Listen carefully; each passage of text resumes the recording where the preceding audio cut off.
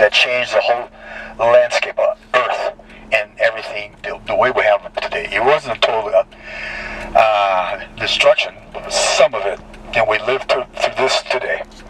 So the first scars are diagonal cuts coming from left to right or right to left. We call them brushes. Usually see those up at the top, more so than down here. So we have brushes left to right, meaning water moving fast. And then we have receding lines or horizontal lines, or like I said, receding lines or rings like this. Water receding. And when you do this, and this is very fine material here, we're going to describe this whole thing to you, you create this cow pie effect. We call these loose rocks around Arizona cow pies because they look like a cow pie. Really? It's easy. Why? Because it's a cow pie. All right. Now, so this is very soft material.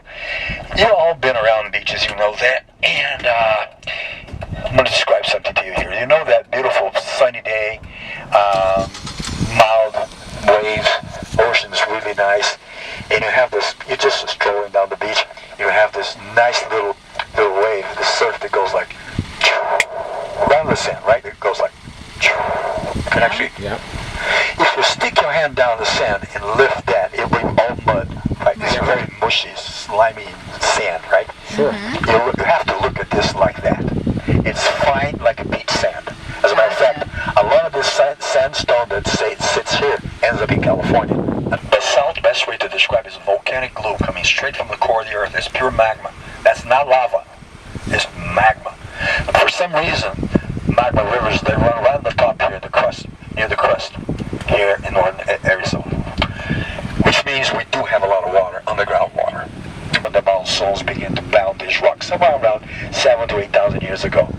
So now we have vertical cuts.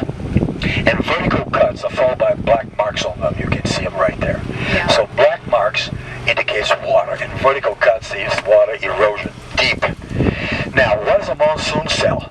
Let's describe this to you. Palakti and Honlanki, two major national monuments right here, and that has to do with these people I want to start talking about, this Arizona ancestry here. These ancient peoples of the Southwest, we don't know their names, so we like to call them ancient pueblos or ancient peoples of the Southwest. That's the right name to call them to anthropology. We know they're Hopi ancestors.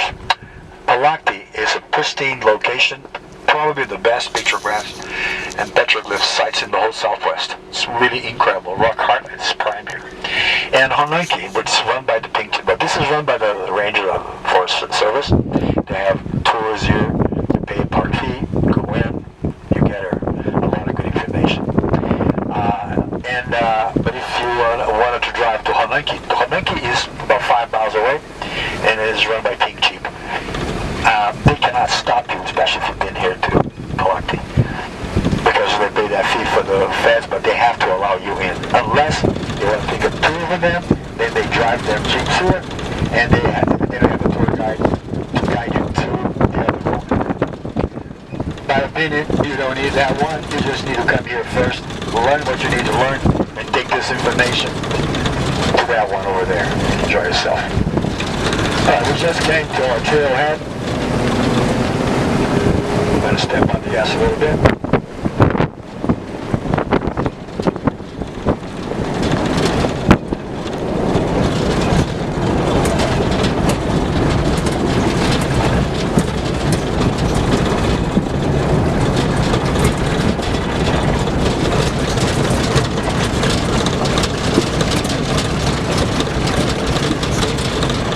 Stop right here.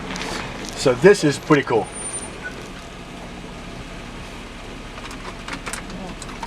This is a perfect wash that's been just cut. You can see how violent this whole thing is. Look at the other side there. And the water's running. And this, if you try to cross this during a flash flood, you need about this much water to tumble this Jeep. That's how much. Yeah. You lose control totally. This, better known here in Sedona as Mickey Mouse ears because of Walt Disney. Now you know. You can eat the whole plant. If you go to a cowboy club tonight and ask for cactus fries, is actually what you want to serve, including the cooked mix. No, just kidding. But yes, you need to have that chapter is known as Mickey Mouse here in Sedona. If you go to southern Texas, Mexico, and California, we call this nopales. So that's an interesting plant. We call yucca. Spiky little thing here. There's a lot of fiber there.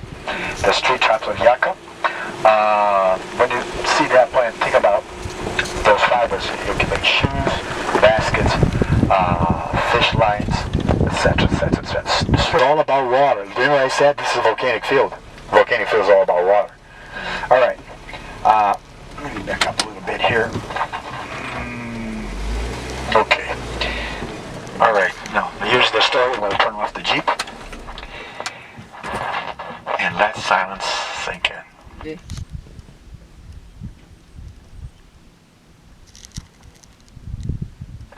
This is an experience on its own.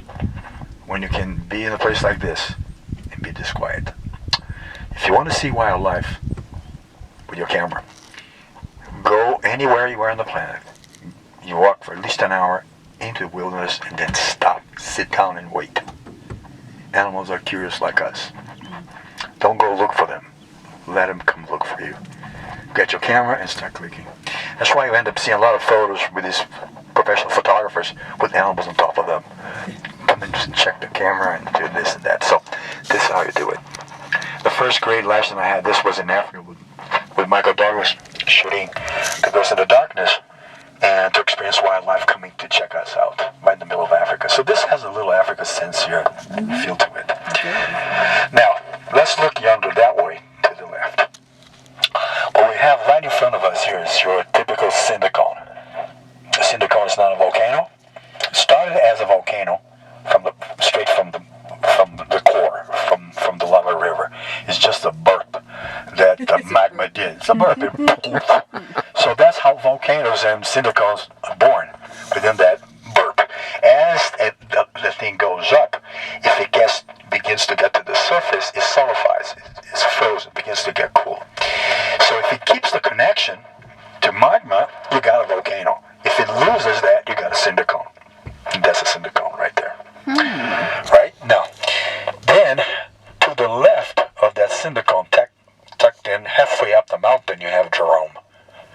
That's your destination going back home, man. Yeah. Right there.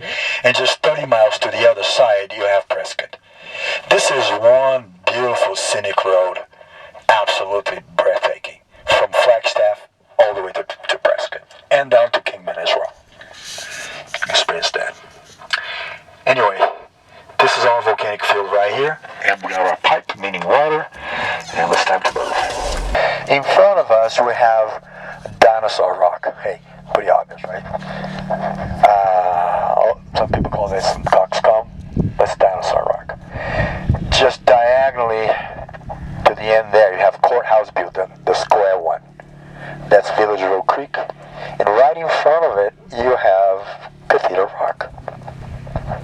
So that's the opposite side of Sedona. Then you begin to bend towards the right, and as you gaze, you'll see the first volcanoes, and right there, you can see a huge crater. There's a big old crater there.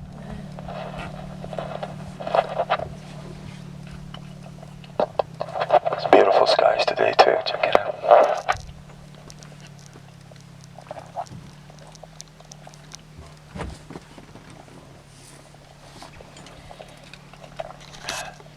Why the temperatures drop off a big thing.